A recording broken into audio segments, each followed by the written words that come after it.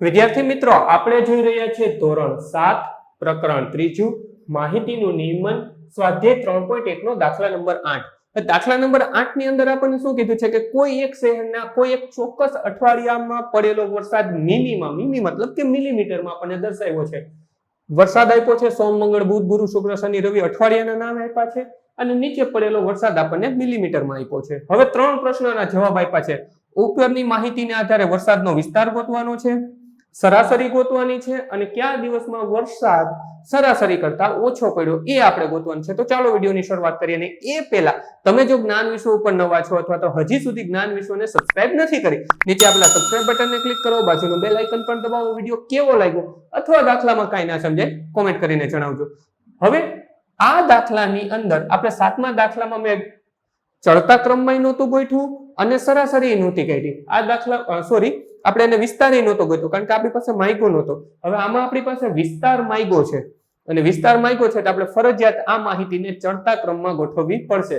તો અહીંયા લખીએ આપણે ચડતા ક્રમમાં ગોઠવતા. શું આવશે સૌથી પહેલા? તો કે સૌથી નાની માહિતી તો કે 0 અને 0 આપણી પાસે બે વાર છે તો અહીં આપણે નાખીએ 0.0 0.0. ત્યાર પછી આપણી પાસે એથી મોટી માહિતી કઈ છે તો કે 1 તો આપણે લખીએ 1.0. ત્યાર પછી એનાથી મોટી છે 2.1 તો આપણે લખીએ 2.1. ત્યાર પછી એનાથી મોટી આપણી પાસે છે 5.5 તો લખીએ 5.5. ત્યાર પછી 12.2 અને 20.5 12.2 20.5. બધી માહિતી આવી ગઈ ચડતા ક્રમમાં. હવે આપણે વિસ્તાર ગોતવાનો છે તો આપણે લખીએ માહિતીનો વિસ્તાર.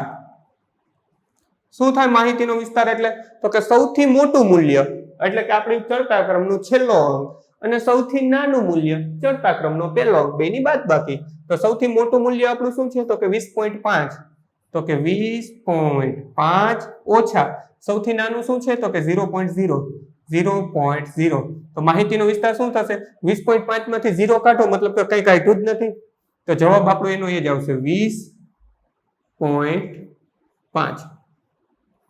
હવે આપણને બીજો પ્રશ્ન પૂછ્યો છે આ અઠવાડિયામાં પડેલ વરસાદની સરાસરી.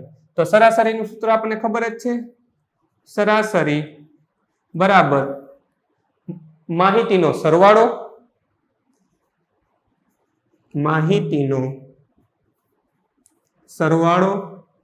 છેદમાં આપણે શું લખતા હતા તો કે કુલ સંખ્યા લખી શકાય, કુલ માહિતી લખી શકાય, કઈ પણ લખી શકીએ.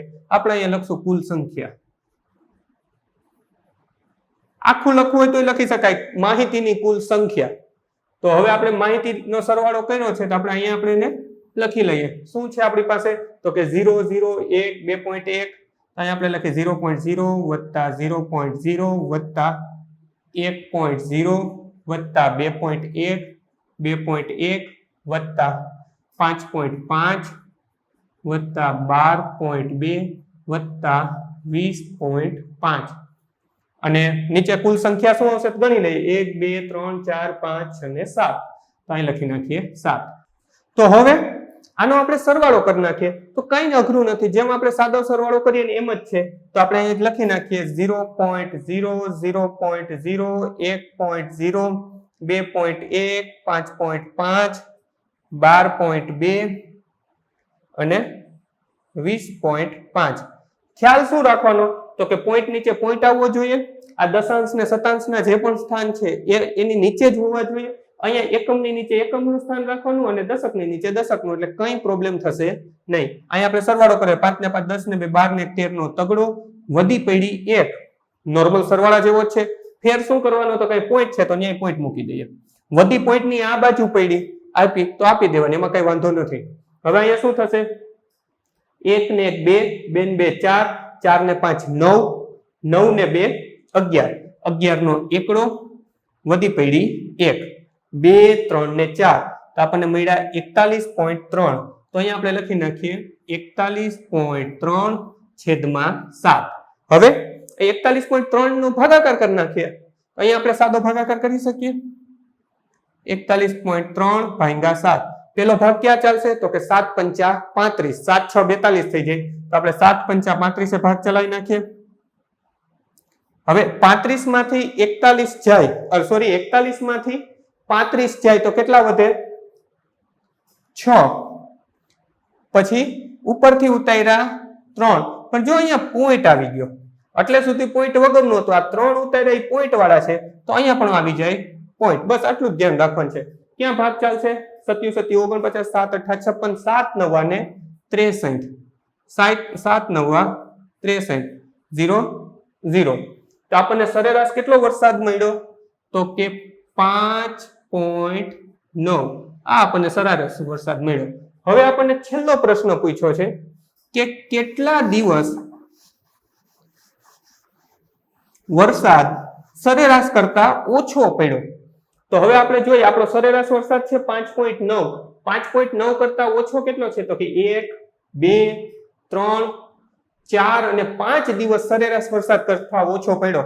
તો આપણે લખીએ 5 દિવસોમાં વરસાદ સરાસરી વરસાદ કરતા ઓછો પડ્યો.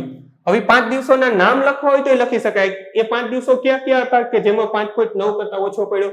તો કે સોમવાર, અહીં કૌંસમાં લખી નાખીએ સોમવાર, ત્યાર પછી બુધવાર, ત્યાર પછી ગુરુવાર, ત્યાર પછી શુક્રવારે તો વધુ પડ્યો, શનિવાર, અને છેલ્લું લખી નાખીએ રવિવાર. વિડીયોને પોઝ કરી 8મો દાખલો પણ તમારી નોંધપોથીમાં ઉતારી લ્યો, ત્યાં પછી વિડીયો ચાલુ રહેવા દેજો. 8મા પછી 9મો દાખલો એક ફોટોની લિંક સ્વરૂપે થોડી જ વારમાં ડિસ્પ્લે પર આપી દઈશ. ટચ કરશો એટલે જોઈ શકાશે. સ્વાધ્યાયના બધા જ દાખલાની લિંક નીચે ડિસ્ક્રિપ્શનમાં આપી છે, તો ત્યાંથી પણ તમે જોઈ શકશો.